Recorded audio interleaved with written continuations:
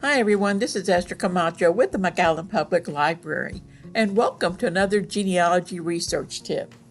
Tips on successful cemetery research.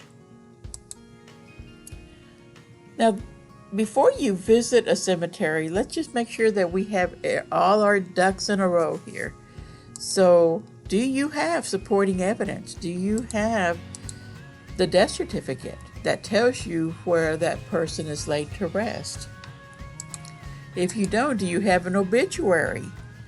Because obituaries not only tell you about the family, but it'll also, or it should tell you where that person is buried.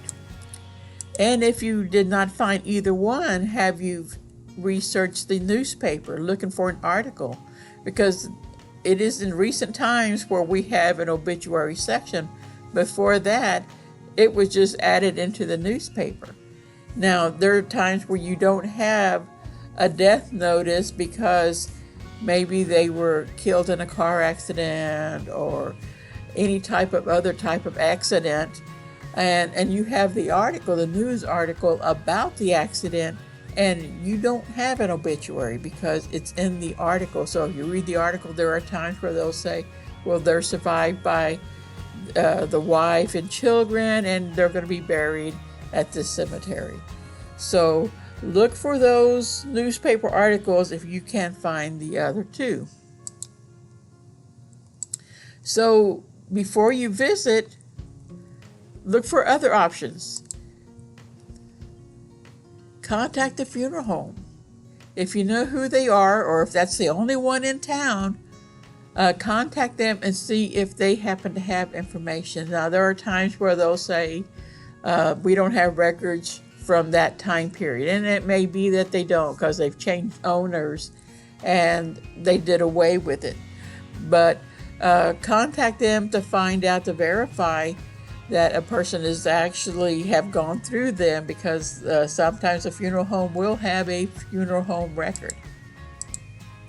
Go to the county clerk's office or the city clerk's office. Now, if you go to the city, normally they have more current death records, like from 1960s forward, versus those that are going back. Going back further would be normally with a county.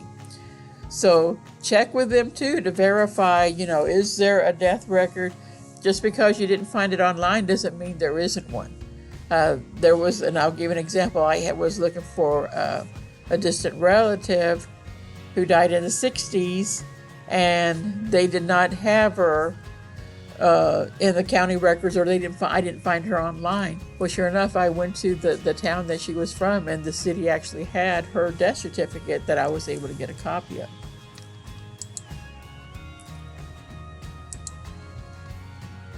And call the cemetery. Find out what information they may have. Most likely they've done a survey of everybody that's there. Hopefully they have good records, and to see if they actually have a marker for that person, or at least have a location for you. And there are times where someone is supposed to be buried there and at the last minute are changed, so they can help you find out whether they're there. So look at those online resources. We have Find a Grave. That's very popular. It's free. People add photos on there. So definitely look at that before you head on out to see if there's already a marker that's been photographed that's added onto Find a Grave. And sometimes that's very helpful. I had one where there was an individual that the family knew when I was growing up, and I wanted to find out where she was laid to rest. And there was a picture of her marker, and I was able to contact that person who had that photo, and he had actually told me exactly how to find her marker. Billion graves, they are also similar to Find a Grave. They are also, that's their thing. They go out there and photograph and document it. So make sure that if you don't see it on Find a Grave, look on Billion's Grave. And we also have Cemeteries of Texas by Gloria Mayfield. Now, this has been around a while, but this is great because it's normally like ranch cemeteries. So you go to the website, cemeteries-of-texas.com, and you'll see the list of the counties, and then you select your county, and then you go in and look at the cemeteries. And like I said, that most of them are like private cemeteries or ranch cemeteries or church cemeteries. So definitely take a look at that. So are you ready? In order to go out to a cemetery, you need to be prepared. So what do you need when you go out? Well, make sure that you have a water-filled spray bottle. Now you want to use that if you can't read a marker, so you just want to lightly spray it. You don't want to go in there with a brush and try to clean it up. You just want to spray it, and while it's wet, then you take a photo.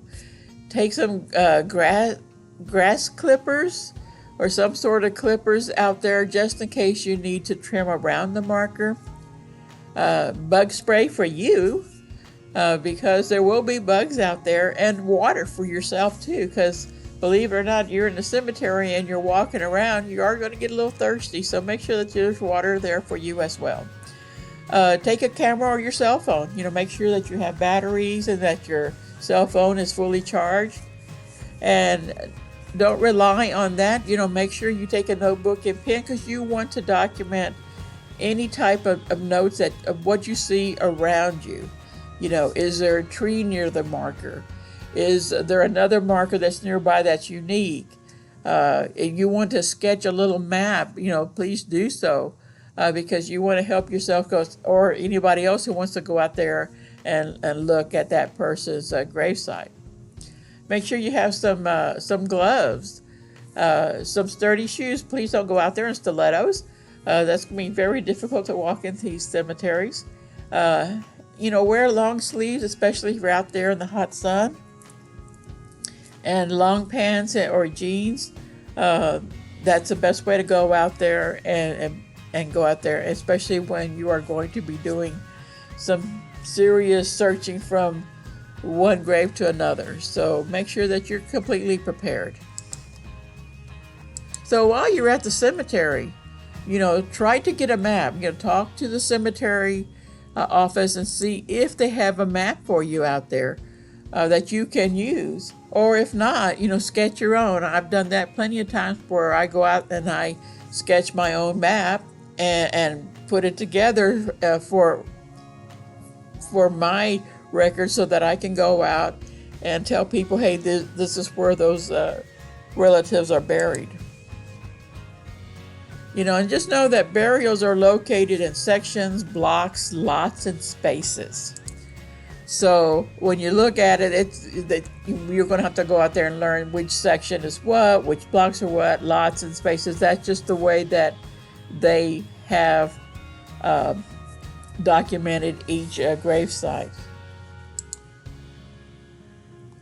So be aware of the surroundings, see who the neighbors are, look at the marker design, and make notes if they have something, if they have a dove on there, or if they have a symbol from a fraternity or an organization. Make those types of notes. Some markers are very elaborate and they have a lot of information, a lot of design, and then some of them are really simple.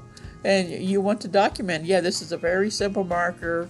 All there is are a couple of leaves and flowers. So you want to make those notes on there.